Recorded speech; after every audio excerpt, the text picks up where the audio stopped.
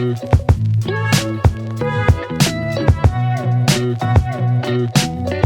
welcome back to the Gilbertson Aero Factory. Today is Friday the 10th. Let's double check. I get this wrong a lot. Yep, it's the 10th of January. We're into double digits in 2025. Didn't make it out here into the workshop yesterday, or the Aero Factory as I like to call it, because I had to be an adult and actually do work, and I really should be doing that today, but I really want to get this left flap buttoned up. All that's remaining to do, I did that other business with the piano hinge, so really all that's left to do is to rivet in the spar and then just close out the last few rivets on each of the end ribs where they attach to the spar. So this looks like a mess, but it's by design because this is all the pieces and parts that I need for this. Any guesses on how long this is going to take me today? In the voiceover, I'm going to wait till the end to tell you how long it took me to finish this up today, because I want you guys to put your bets in, see who comes the closest. I won't even tell you what I think. I'm just going to do. We'll see how it turns out. So yeah, that's it. Wanted to mention, the podcast is doing well. It's a lot of fun. What I didn't mention is, podcast, you know this, called We Are Not Experts, an airplane building podcast. It can be tricky to find on Spotify or Apple Podcasts, but I also made just a really low-grade website landing page. You can find it there. So it's really simple. It's called We Are Not Experts Podcast.com. Anyways, thanks for being here. Let's build an airplane.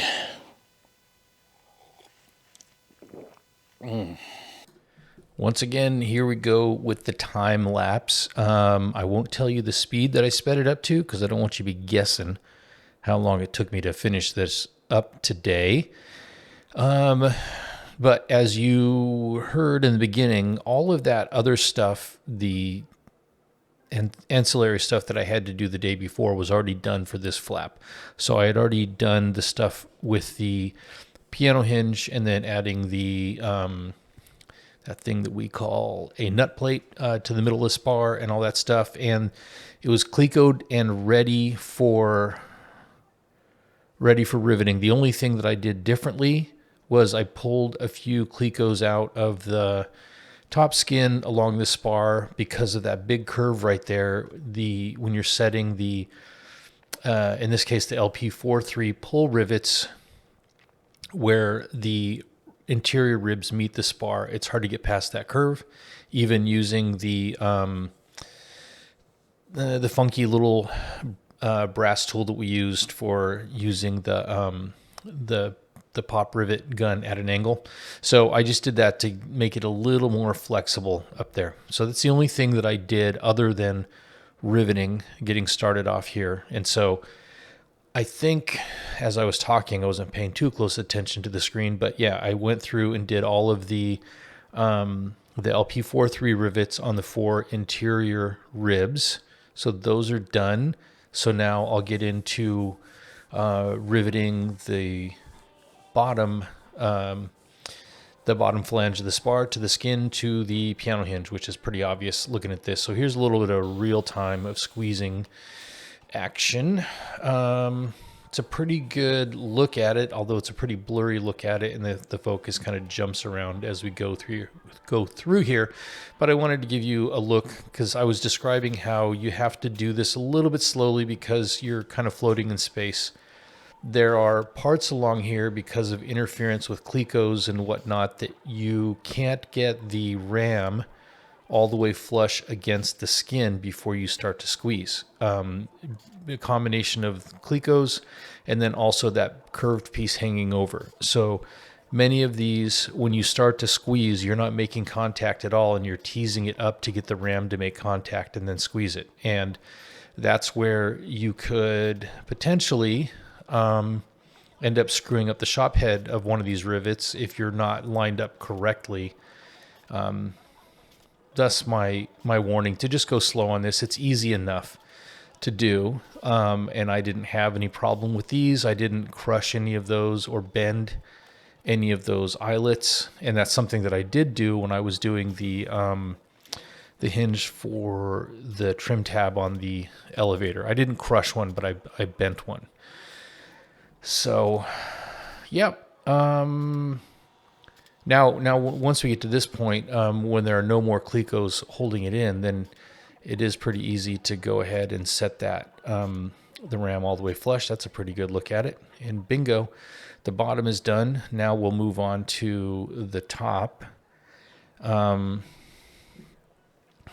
much like the day before, or 2 days before, I suppose, the top was pretty easy. And I would say that riveting the entire top might have actually been quicker, just total time.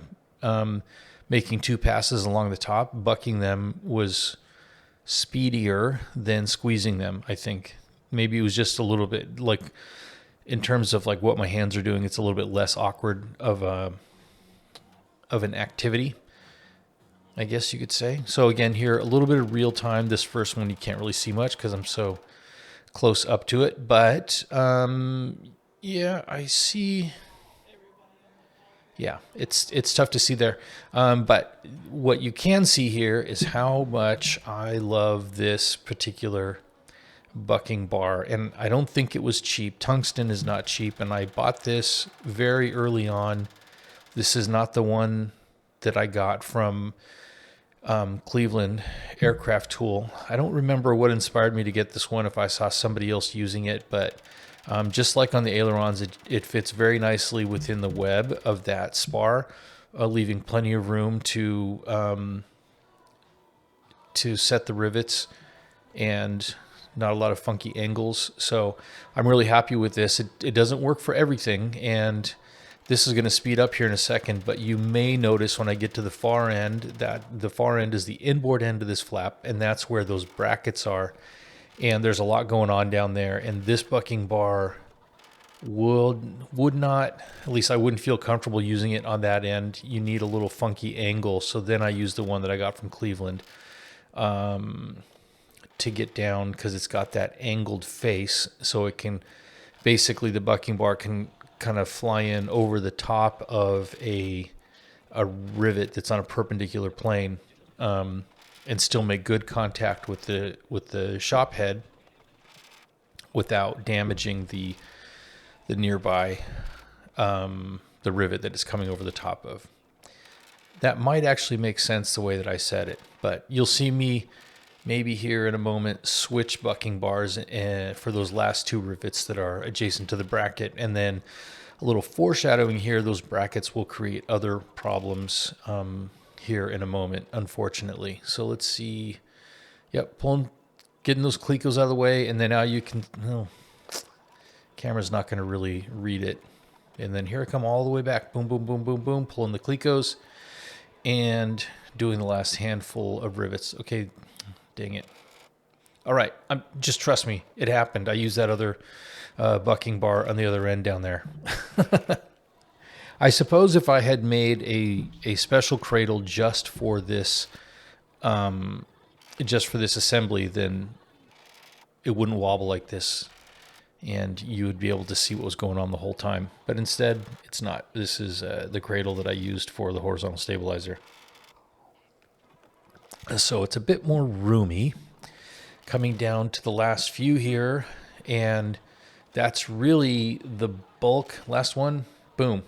That's the bulk of the riveting on that. So all that's left is on each end where the rivets that, so on the near end, which is the outboard end, they're just 3 rivets that attach the web of the spar to that end rib. And surprisingly, these are LP43 rivets. That flange does face outside, so I would have thought that they would have called for regular solid AN470 rivets, but I'm not going to question the call out. It's not structurally, that's not bearing the load. That's just making sure that that rib does not move out of there. It's the skins that are bearing the load, so the LP43 is fine there. On this end, the LP43 rivet, there are 3 of them there as well that attach that to the spar. And these ones gave me a bit of trouble, and I ended up drilling one out using the tool that I got from Jack. They sit really close to the radius where that bracket goes from a horizontal plane to a vertical plane. They sit really close, and so they don't want to, it's very difficult to get the head of the rivet to sit all the way down flush on the surface, and that was the problem that I was having there, which is why I ended up drilling one of those out, and also realizing that those 3 rivets are really almost like you're putting rivets in there just because there are holes there. That thing has 1, 2, 3, 4, 5, 6, 7, 8, 9. There are like 9 other AN470 rivets that are attaching that rib to that bracket assembly. 9, maybe 14 rivets that bracket basically forms like an L or a J or whatever. Let's call it an L. So it goes up the as we're looking at it, it goes up the outboard side or the inboard side of that rib, the side that's facing us, and then mates with the bracket that's sitting flush on the spar. And those, where those 2 things mate, they're mated with 5 AN470-7 rivets, big heavy rivets. And then each of those assemblies has, I think the top one has 1, 2, 3, 4, 5 AN470 rivets riveting it to the spar, and then the side one has like 9. So yeah, those LP43 rivets are like decoration at this point. So super redundant, but it did add a little time for those of you who are keeping score. I don't think you can read the time on my phone that's sitting down there and you don't know what time I started. You only know what day I started. Anyways, got that all handled. Super stoked that this is done, that these flaps are almost ready for flapping, to be honest. All that's really left is, in terms of, now it's just about putting them on the wing.